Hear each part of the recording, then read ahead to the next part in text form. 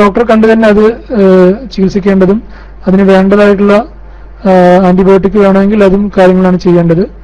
പ്രത്യേകിച്ചും ഒരു 13 വയസ്സെന്ന് പറയുമ്പോൾ ആർത്തവം ഒക്കെ തുടങ്ങുന്ന കാലഘട്ടമാണ്. അപ്പോൾ അതിനുള്ള ഒരു സാധ്യത എന്ന് വെച്ച് കഴിഞ്ഞാൽ അത്തരം സമയങ്ങളിൽ സ്ത്രീകൾ അല്ലെങ്കിൽ കുട്ടികൾ സൂക്ഷിക്കേണ്ട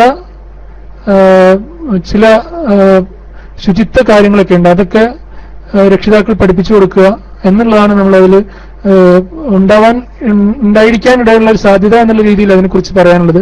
ശുചിത്വബോധം കുറയുമ്പോൾ ആ ഒരു ശുചിത്വത്തിന്റെ കാര്യങ്ങളൊക്കെ നമ്മൾക്ക് പരിചയമുള്ള ആളുകൾ പറഞ്ഞു കൊടുക്കുകയാണെങ്കിൽ അതിന് അവിടെ ഇൻഫെക്ഷൻ വരാനുള്ള സാധ്യത കുറയുകയും ഇത്തരം മാസമുറയ്ക്ക് മുമ്പോ പിൻപോ വരാറുള്ള ഇത്തരം മറ്റു നിറത്തിലുള്ള ദ്രാവകങ്ങൾ മിക്കപ്പോഴും അത് ഒരു അണുബാധയുടെ ലക്ഷണമായിരിക്കാനാണ് സാധ്യത.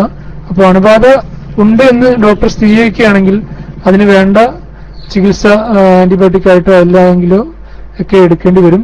അതിന്റെ കൂടെ തന്നെ ഈ ശുചിത്വ കാര്യങ്ങളെക്കുറിച്ച് കുറെ കൂടെ ഒരു പുതിയ ഒരു ആർത്തവം തുടങ്ങുന്ന ഒരു കുട്ടി എന്ന നിലയ്ക്ക് അതിനെക്കുറിച്ച് വ്യക്തമായൊരു ക്ലാസ് അല്ലെങ്കിൽ ഉമ്മ അല്ലെങ്കിൽ മറ്റുള്ളവരെയൊക്കെ പറഞ്ഞു കൊടുക്കുക, അതിനെക്കുറിച്ചുള്ള ഒരു ശുചിത്വബോധം ഉണ്ടാക്കിയെടുക്കുകയാണെങ്കിൽ അത്തരം കാര്യങ്ങൾ കുറെ കൂടെ ഇങ്ങനെ വീണ്ടും അണുബാധ ഉണ്ടാവാനുള്ളൊരു സാധ്യത കുറയ്ക്കാനും സാധിക്കും എന്നുള്ള കാര്യം കൂടെ ഉണർത്തുകയാണ്. ഇൻഷാ അല്ലാഹ് ആ കാര്യത്തെക്കുറിച്ച് മറുപടി പറഞ്ഞു എന്നാണ് വിശ്വസിക്കുന്നത്. വീണ്ടും ആ കാര്യത്തിൽ സംശയം ഉണ്ടെങ്കിൽ PMലൂടെ മറ്റേ ചോദിക്കണം എന്നും കൂടെ ഉണർത്തിക്കൊണ്ട് ഞാൻ നിർത്തുകയാണ്. അസ്സലാമു അലൈക്കും വറഹ്മത്തുള്ളാഹി വബറകാതുഹു.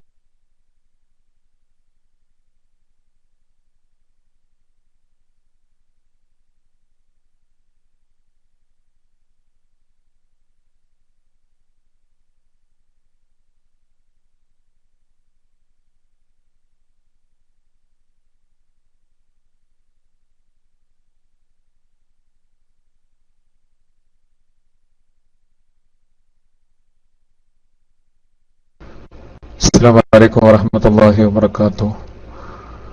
വളരെ സന്തോഷമുണ്ട് ഡോക്ടർ സംസാരിച്ചുകൊണ്ടിരുന്ന വിഷയം ഇന്ന് ജപ്പാനിലെ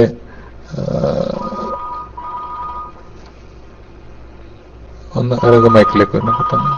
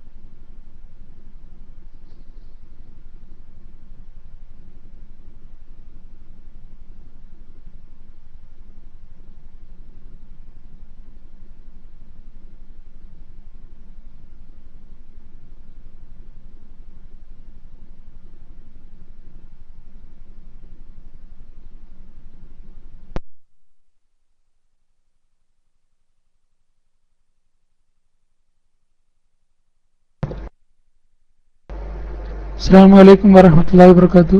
ബഹുമാനപ്പെട്ട നിലാവ് 123 എന്നുള്ള ഐഡിയയിലുള്ള ആള് ശ്രദ്ധിക്കുന്നുണ്ടെങ്കിൽ നിങ്ങൾ പറയുന്നത് ഒന്നും ഇവിടെ കേട്ടിരുന്നില്ല. ആ ഒരു കാര്യം മനസ്സിലാക്കുക. അവിടെ വോളിയം കുറവ് ആയിരിക്കാനും സാധ്യതയില്ലെന്ന്. ഇവിടെ അതിന്റെ ആ ഇൻഡിക്കേറ്റർ താഴുകയോ കൂടുകയോ ചെയ്തിരുന്നില്ല എന്നുള്ള കാര്യം ആണ് എനിക്ക് പറയാനുള്ളത്. അദ്ദേഹത്തിന് എന്തെങ്കിലും ചോദ്യങ്ങളുണ്ടെങ്കിൽ ബഹുമാനപ്പെട്ട അഡ്മിൻസിന് PMലൂടെ കൊടുക്കുകയാണെങ്കിൽ ആരോഗ്യ സംബന്ധമായിട്ടുള്ള കാര്യങ്ങളാണെങ്കിൽ ഇന്നത്തെ വിഷയത്തെക്കുറിച്ചുള്ളതാണെങ്കിൽ പ്രത്യേകിച്ചും അതിന് പ്രത്യേകം പ്രാമുഖ്യം നൽകും. അതല്ലാത്ത വിഷയമാണെങ്കിലും അതിനെക്കുറിച്ച് നമുക്ക് പരിഗണിക്കാം എന്നുള്ള കാര്യമാണ് ഉണർത്തുന്നത്. പിന്നെ ബഹുമാനപ്പെട്ട മസ്നവി ഉസ്താദ് ചോദിച്ചിരുന്നു. അപ്പോൾ അദ്ദേഹം വീണ്ടും വരികയാണെങ്കിൽ അദ്ദേഹത്തിന് മൈക്ക് കൊടുക്കാം. അദ്ദേഹത്തിന് ഫ്രീ ആയിട്ടുണ്ടെങ്കിൽ ഒന്ന് കൈ ഉയർത്തണം. നിലാവ് എന്നുള്ള ഐഡിയയിലുള്ള ആൾക്ക് ചോദിക്കാനുണ്ടെങ്കിൽ എസ് അടിക്കുക. ആരോഗ്യ സംബന്ധമായിട്ടുള്ള കാര്യങ്ങൾ വല്ലതും ചോദിക്കാനുണ്ട് എന്നുള്ള കാര്യം ടെക്സ്റ്റിലൂടെ അറിയിക്കേണ്ടതാണ്. അത് മൈക്ക് ശരിയാക്കിയിട്ടുണ്ടെങ്കിൽ ഒന്ന് വീണ്ടും റൈസ് ഹാൻഡ് ചെയ്യുക, എന്നിട്ട് മൈക്കിലേക്ക് വരണം എന്നും അഭ്യർത്ഥിക്കുന്നു. അപ്പോൾ നാം ഇവിടെ പറഞ്ഞുകൊണ്ടിരുന്നത്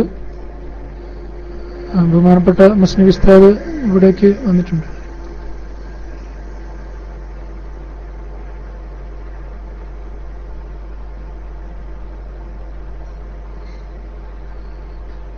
അപ്പോൾ ഇപ്പോൾ മസ്ജിദ് ഉസ്താദിന് വേണ്ടി മൈക്ക് റിലീസ് ചെയ്യാണ്. അസ്സലാമു അലൈക്കും വറഹ്മത്തുള്ളാഹി വബറകാതുഹു.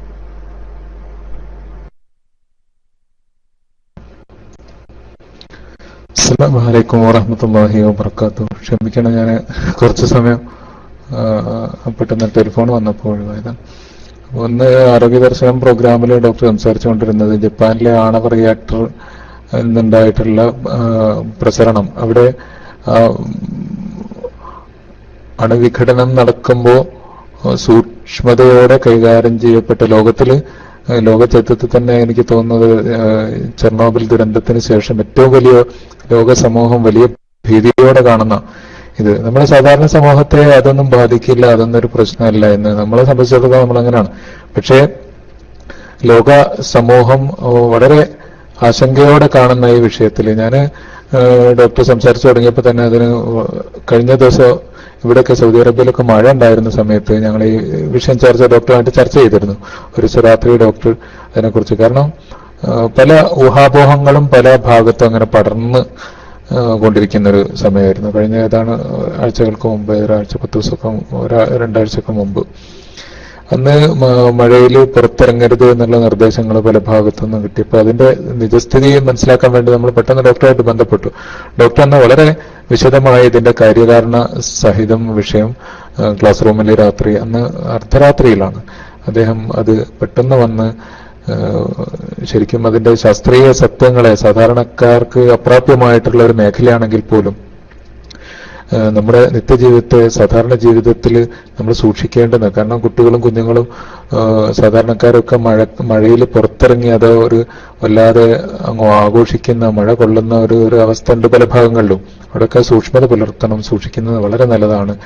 കാരണം ഈ ഭൂമിയിൽ മനുഷ്യൻ അന്ന് നമ്മൾ ചർച്ച ചെയ്ത് അവസാനം എത്തിപ്പെട്ടിരുന്നത് ഭൂമിയിലെ എല്ലാ പ്രശ്നങ്ങളും, എല്ലാ അപകടങ്ങളും, എല്ലാ ദുരന്തങ്ങളും മനുഷ്യൻ വരുത്തി തീർക്കുന്നതാണെന്ന് ഡോക്ടർ തന്നെ അദ്ദേഹം സംസാരിക്കേണ്ടത് അതിനെക്കുറിച്ച്. അല്ലാഹു അൽ ഫസാദ് ഫിൽ ബർരി വൽ ബഹരി ബിമാ കസബത് ഐദിൻ നാസ്, ജനങ്ങൾ സ്വയം അവരുടെ പ്രവർത്തനങ്ങൾ കാരണം അവരുടെ സ്വയംകൃതാനർത്ഥങ്ങളാണ് എല്ലാം എന്ന് അദ്ദേഹം സൂചിപ്പിക്കേണ്ടായി. അപ്പൊ ഇന്ന് നമ്മൾ ഇവിടെ ചർച്ച ചെയ്തിട്ടുള്ള വിഷയം വീണ്ടും ജപ്പാനിലെ ഈ അണുവിസ്ഫോടനം, അതിൽ നിന്നുള്ള അണുവികിരണം, അതിന്റെ ഭീതി ഒരളവോളം കുറഞ്ഞു വന്ന് വീണ്ടും അത് ചർച്ചയായിരിക്കുകയാണ്. കാരണം വീണ്ടും അതിന്റെ തോത് അത് നിയന്ത്രണ വിധേയമായിട്ടില്ല എന്ന് തന്നെയാണ്. കാരണം വാർത്താമാധ്യമങ്ങളും അതുപോലെ ഒരു രാഷ്ട്രം ഒരിക്കലും അവരിൽ നിന്നുണ്ടാകുന്ന ഒരു രാജ്യത്തുണ്ടായിട്ടുള്ള വലിയ അപകടങ്ങളെ, വലിയ ദുരന്തങ്ങളെ അതൊരു പൊതു കാര്യമാണ്. നമ്മുടെ ഇന്ത്യയിലെ ചില ആളുകൾ ചെയ്യുന്നത് പോലെ ഒരു ദുരന്തത്തെയും സ്വന്തം രാജ്യത്തുള്ളത് ഒതുക്കി വെക്കുകയും അടക്കി വെക്കുകയും ചെയ്യുകയല്ലാതെ അത് പരമാവധി അതിന്റെ ആ ഭയാനകത കുറച്ചാണ് വാർത്താമാധ്യമങ്ങളിലൂടെ ഒക്കെ അവർ പുറത്തുവിടാൻ ശ്രമിക്കുക. നമ്മുടെ നാട്ടിൽ മാത്രമാണ് നേരെ തിരിച്ചുള്ളത്. നമ്മുടെ നാട്ടിൽ നേരത്തെ ഫ്ലാഗ് ഉണ്ടായപ്പോ അതിനെക്കുറിച്ചുള്ള വമ്പൻ പ്രചരണങ്ങൾ വിദേശത്തൊക്കെ ജോലി ചെയ്യുന്ന ഞങ്ങളെ സംബന്ധിച്ചിടത്തോളം വലിയ വലിയ വലിയ വലിയ ദുരന്തങ്ങളാണ് ഉണ്ടാക്കിയിട്ടുള്ളത്. കാരണം വിദേശ ജോലി ചെയ്യുന്ന ആളുകളെ പോലും അതിന്റെ വാഹകരായിട്ട് ആളുകൾ കാണുന്ന ഒരു അവസ്ഥയായിരുന്നുണ്ട്. അപ്പൊ ഇത് ആരൊക്കെ മൂടി വെച്ചാലും ഇത് ലോകം വളരെ ആശങ്കയോട് കൂടി കാണുന്ന ഈ സമയത്ത് ഇതിന്റെ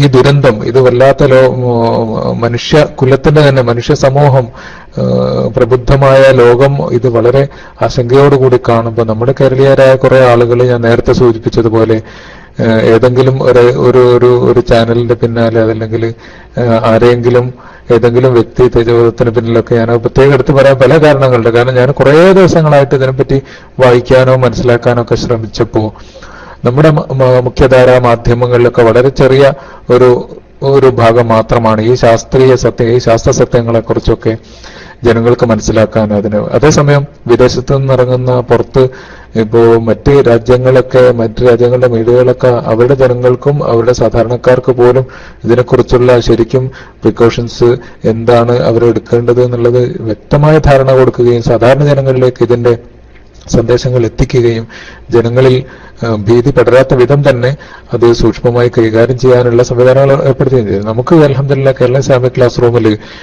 ഡോക്ടർ റഹ്മാൻ സാഹിബ് ഇതിനെക്കുറിച്ചൊക്കെ വളരെ ശാസ്ത്രീയമായി വളരെ വിശദമായി പ്രതിപാദിക്കുകയും ഞാൻ എൻ്റെ ചില സംശയങ്ങൾ അതിനെക്കുറിച്ച് കൂടുതൽ അറിയാത്തതുകൊണ്ടുള്ള സംശയങ്ങളാണ്. കാരണം ഞാൻ ചോദിച്ച ഡോക്ടർ വളരെ വ്യക്തമായതിന് മറുപടി പറഞ്ഞു. കാരണം ഇത്തരം ഈ ഊർജ നിർമ്മാണത്തിന് വേണ്ടി ഊർജം ആണവ ഇന്ധനം അണുവിഘടനത്തിന് വിധേയമായി ഇങ്ങനെ താപോർജം ഉത്പാദിപ്പിക്കപ്പെടുന്നൊക്കെയാണല്ലോ നമ്മൾ പഠിച്ചിട്ടുള്ളത്. ഇതേ ശക്തി തന്നെ ഇതേ സ്രോതസ്സിൽ നിന്ന് തന്നെ ചികിത്സയുടെ രംഗത്തേക്ക് റേഡിയേഷൻ ക്യാൻസറിന്റെ ഒക്കെ ചികിത്സക്ക് വേണ്ടി ഉപയോഗിക്കുമ്പോൾ ഉണ്ടാകുന്ന അതിന്റെ അവസ്ഥാന്തരം, അതുപോലെ എങ്ങനെയാണ് അത് കൈകാര്യം ചെയ്യപ്പെടുന്നത്, ഇതിനെക്കുറിച്ചൊക്കെ ഞാൻ ചോദിച്ചു. ഡോക്ടർ വളരെ വിശദമായ ഇതിനെക്കുറിച്ച് മറുപടി, സുരക്ഷിതമായ കവചങ്ങൾ, ഇത് പുറത്തോട്ട് പോകാതിരിക്കാനുള്ള സുരക്ഷിതമായ കവചങ്ങൾ, അത് ഉത്പാദിപ്പിക്കപ്പെടുന്ന സ്ഥലത്ത് പോലും അത്തരം കവചങ്ങൾ ഈ പ്രകൃതി ദുരന്തങ്ങളിൽ തകർന്നു പോകുമ്പോഴാണ് ഇത് പുറത്തോട്ട് വരുന്നത്. അവിടെ നമുക്ക് ഊഹിക്കാൻ പറ്റുന്നതിനപ്പുറം ചൂടും ഊഹിക്കാൻ പറ്റുന്നതിനപ്പുറമുള്ള അപകടകരമായ അവസ്ഥകളെക്കുറിച്ചൊക്കെ വായിക്കുകയും പഠിക്കുകയൊക്കെ ചെയ്യാൻ ആഗ്രഹിക്കുന്ന ആളുകൾക്ക്, മനസ്സിലാക്കാൻ ആഗ്രഹിക്കുന്ന ആളുകൾക്ക് ഇതൊക്കെ വല്ലാത്തൊരു അനുഗ്രഹമാണ്. ഡോക്ടർക്ക് ഒരുപാട് നന്ദി രേഖപ്പെടുത്തുന്നു. ഇത്തരം അറിവുകൾ കേരള ഇസ്ലാമിക് ക്ലാസ് റൂമിന്റെ ഒരുപാട് ആളുകൾ ഇത് വളരെ സന്തോഷപൂർവ്വം സ്നേഹപൂർവ്വം ഇത് കേട്ടുകൊണ്ടിരിക്കുന്നുണ്ട്. അവർക്കൊക്കെ വേണ്ടി പ്രവാസികളുടെ ഒരു പ്രതിനിധി എന്ന നിലക്ക് ഡോക്ടർക്ക് ഒരുപാട് ഹൃദയത്തിന്റെ ആഴങ്ങളിൽ നിന്നുള്ള നന്ദി രേഖപ്പെടുത്തുന്നു. അസ്സലാമു അലൈക്കും. ഇനി ആരോഗ്യ വിഷയകമായി മറ്റെന്തെങ്കിലും ചോദ്യങ്ങൾ ചോദിക്കാനുള്ള ആളുകളാണെങ്കിൽ പോലും അവർക്ക് റൈസ് ഹാൻഡ് ചെയ്ത് വന്നിട്ട് ചോദിക്കാവുന്നതാണ്. ഒരുപാട് ദീർഘിപ്പിക്കരുതെന്ന് മാത്രമേ ഉള്ളൂ. ഞാൻ കുറച്ച് കൂടുതൽ സമയമെടുത്തെങ്കിൽ ക്ഷമിക്കണം. അസ്സലാമു അലൈക്കും.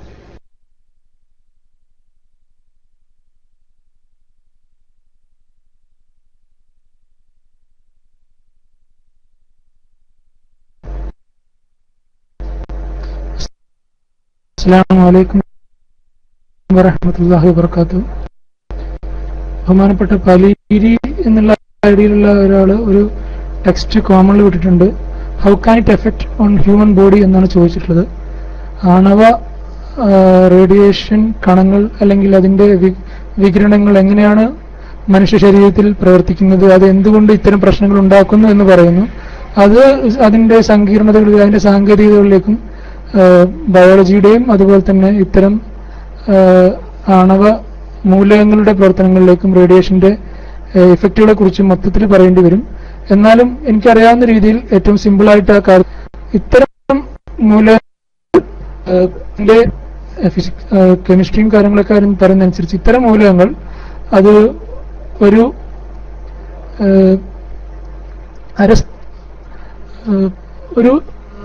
രക്ഷിതാവാണ്. അതായത് എപ്പോഴും അതിന്റെ ഊർജം വളരെ കൂടിയിരിക്കുന്നു. അതുകൊണ്ട് ഊർജം പുറത്തു കളയാൻ വേണ്ടി അത് മിക്ക സമയത്തും അതിനുവേണ്ടി പുറത്തോട്ട് റേഡിയോ ആക്റ്റീവ് കണങ്ങൾ പുറത്തുവിടുന്നു.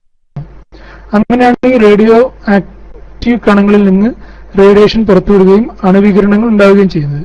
അത് നമ്മുടെ ശരീരത്തിൽ എത്തുമ്പോൾ എന്താണ് സംഭവിക്കുന്നത് എന്ന് വെച്ച് കഴിഞ്ഞാൽ, ഇത്തരം നമ്മുടെ ശരീരവും പെട്ടെന്ന് വിഘടിക്കുന്ന കോശങ്ങളുണ്ട്. ധാരാളം കോശങ്ങൾ ഞാൻ പറഞ്ഞു കഴിഞ്ഞു, ക്ലാസ്സിനിടയ്ക്ക് പറഞ്ഞു കഴിഞ്ഞു. പെട്ടെന്ന് വിഘടിക്കുന്ന കോശങ്ങളുണ്ട്. ആ വിഘടിക്കുന്ന കോശങ്ങളുടെ